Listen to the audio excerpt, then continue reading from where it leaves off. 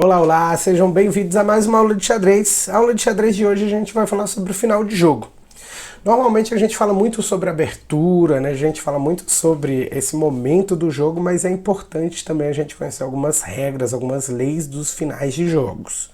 Por exemplo, uma coisa que a gente precisa colocar na nossa cabeça, principalmente no final do jogo, é que a menor distância no xadrez, ela não é necessariamente uma linha reta.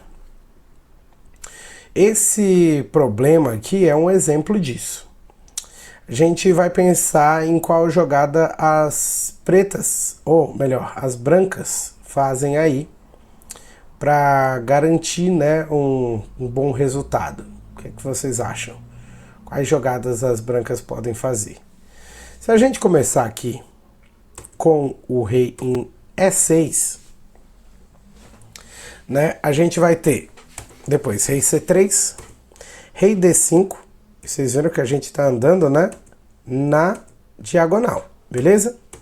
Rei C3, rei B4, rei C6, também na diagonal, rei C4, rei B7, rei C5, o rei toma o peão, rei C6, rei B8, rei B6, A7, rei C6 e eu consigo a promoção do meu peão.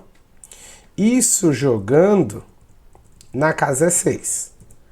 Agora, se eu começo esse jogo jogando em E7, pensando numa linha reta, a continuação desse jogo é rei C3, rei D7, rei D4, rei C7, rei D5, rei B7, rei D6, rei toma 7 e agora vem a jogada das pretas, né? Ó, rei C7, prendi o rei aqui, rei A8, rei C8, regra da oposição, A7 e empate, né?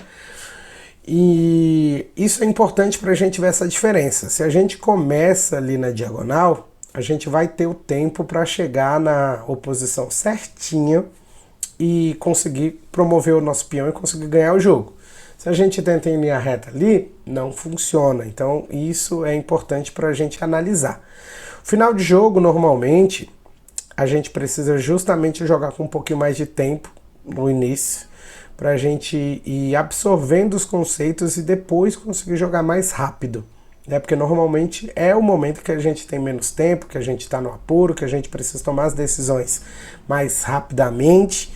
Então a gente precisa de bastante atenção nesses finais de jogos para a gente conseguir vencer essas partidas. A gente vai continuar com alguns exemplos de finais. Nos vemos muito em breve. Tchau, tchau!